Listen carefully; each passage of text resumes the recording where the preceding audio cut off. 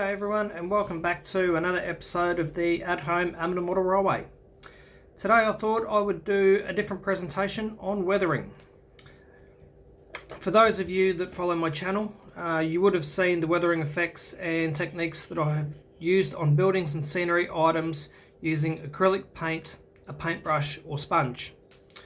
I've recently come across a few videos of weathering using pastels and powders. Unfortunately, my budget does not permit for the proper hobby brand powders or rusting effects, so I took a deeper look into using chalk pastels.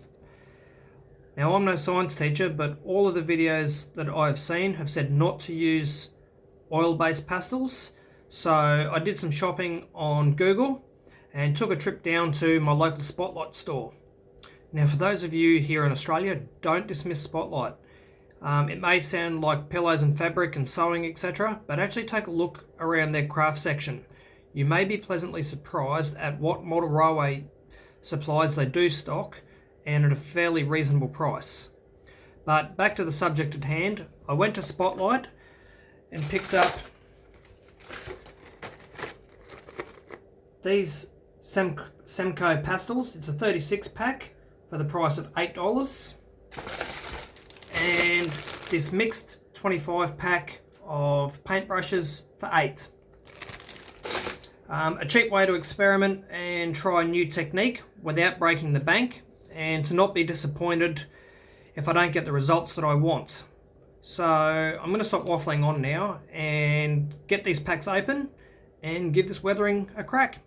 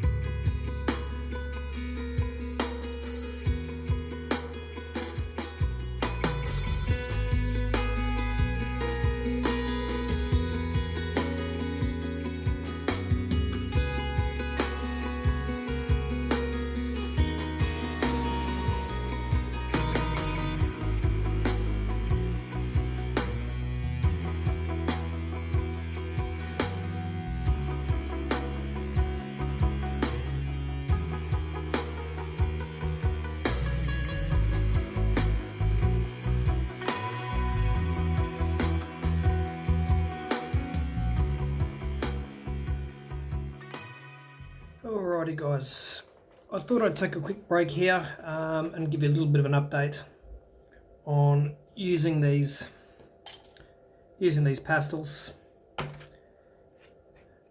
The current model we're working on, does it stick? The shorter answer is no. You end up with more back in the bowl than you do on the model, and probably, as you could see in the previous clips, I was getting a little bit frustrated with it. Did it look grubby and grimy? Yes.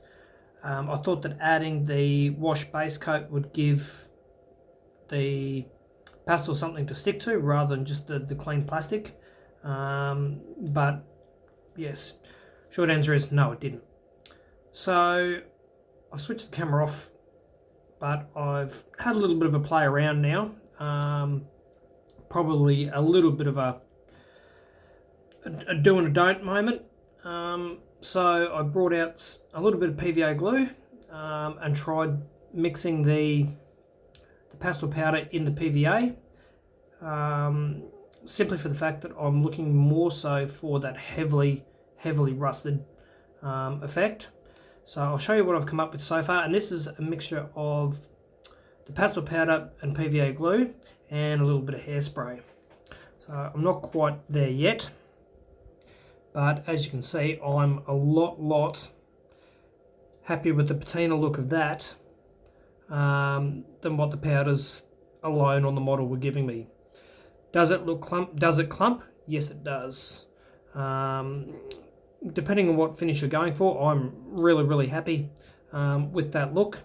It's, you know, it's got that 40, 50, 60-year-old out in the weather, rusted, flaky, dirty look to it. Is it finished? No. Obviously, let's take this journey together. It's still a work in progress. Excuse me.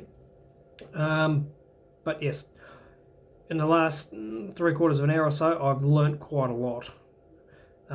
This may not be up to the expectations of some, but for the look that I'm going for, with everything being left to rot and in a locomotive graveyard, so to speak, that's what we're going for. So I will take some close-up still shots of these effects and what it does come out looking like. But for now, I'll just flip this around. I'll show you the other side. So that's the unfinished side, and as you can see, that's just a brush side, so I haven't done anything to that, and it's not really sticking the way that I would like it to. No, this model's not going to be handled all that much, but I'm not really getting that real rustic, dirty look out of it. For an everyday train that's still in use and going around, it might be weathered, as they call it, but I'm going for extreme or severe weathering. So quite happy with that now. It's taken a couple of coats of PVA and a couple of doses of some cheap Aldi hairspray to get it to look like this. So I might actually turn the camera back on when we do the other side and show you what I'm up to.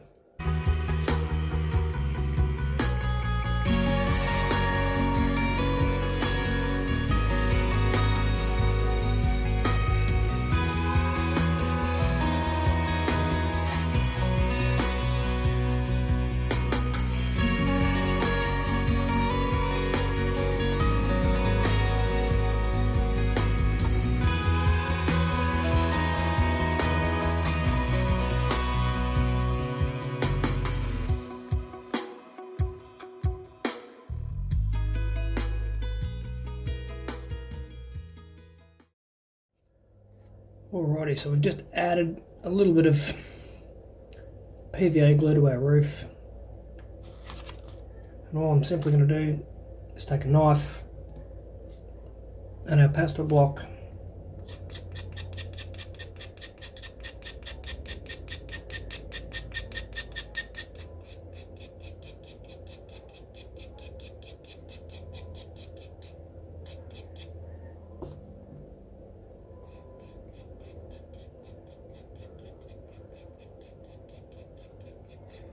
Now while you're doing this, also, as you'll see, I'm working over a kid's little eating tray. This will collect all of your colours at the bottom, and especially if you're working with a rust, as they blend together, you throw it back on top, and it gives you that really mixed up rust colour that you want to go for.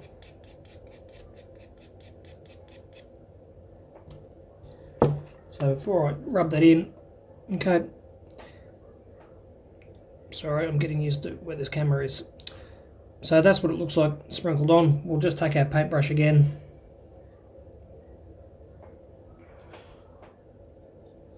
Now remember the direction that things like water and that will fall.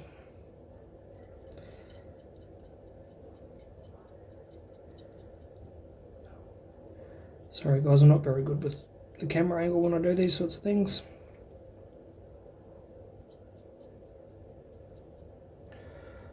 So we'll brush that on.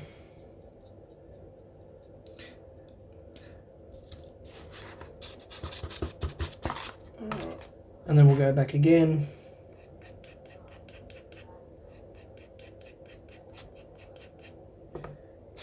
We'll add different colours to it to get our variations.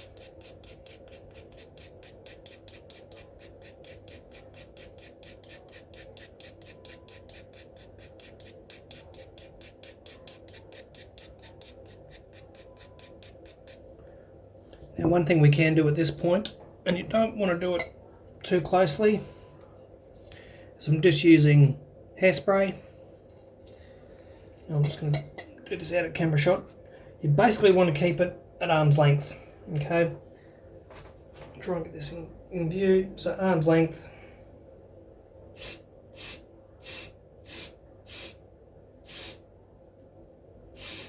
And a couple of light sprays. Okay, that's just going to moisten it enough.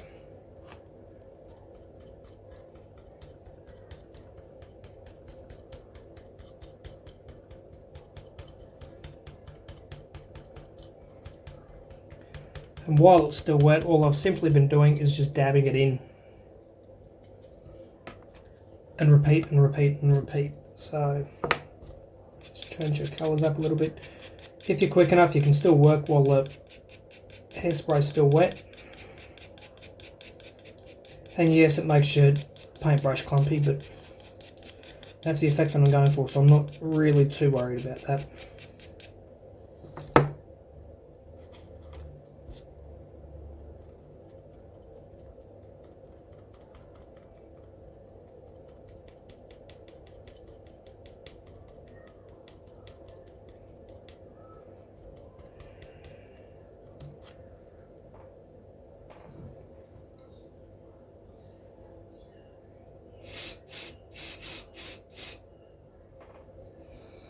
Now you'll see that there now is quite wet, and we'll go again.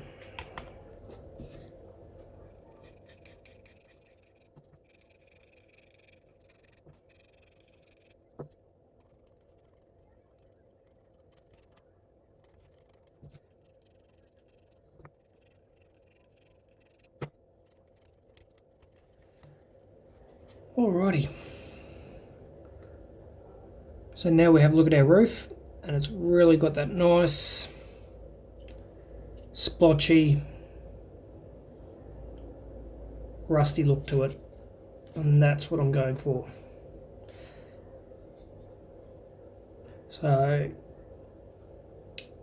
I'm going to put this camera down for a little bit, and I'm going to keep going on these other sides, and I'll come back and show you what I've come up with. Final little bit to go, so I thought I'd finish up with the back cab. So get the right paintbrush. So again, PVA gives me my base coat.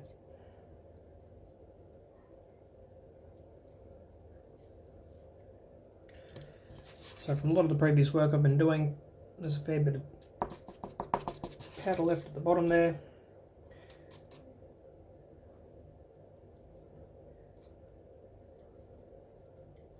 We'll start by picking it up and we'll dab it on.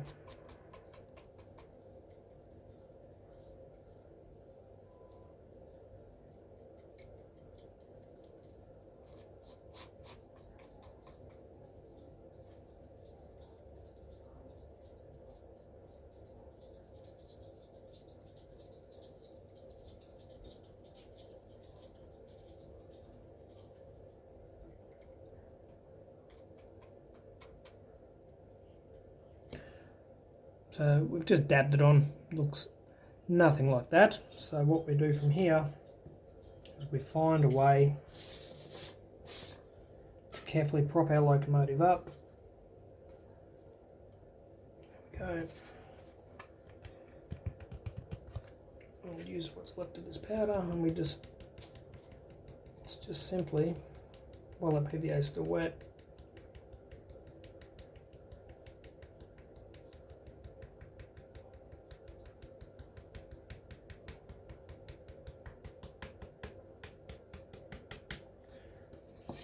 Alrighty, so that's out of our container. So again, we're slowly but surely getting there.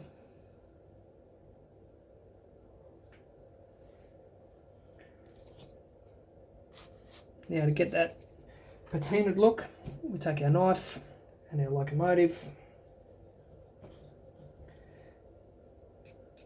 and just simply flick and scrape.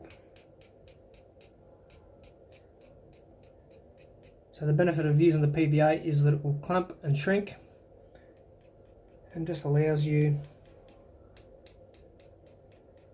to place your colour where it needs to be, and I just simply chop and change between colours to get that really oxidised effect.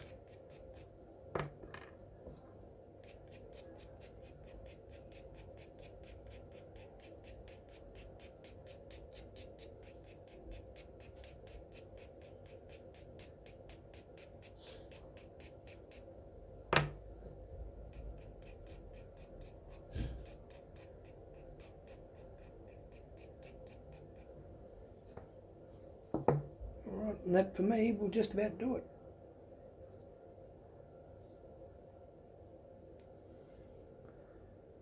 So there's a rusty sheet metal.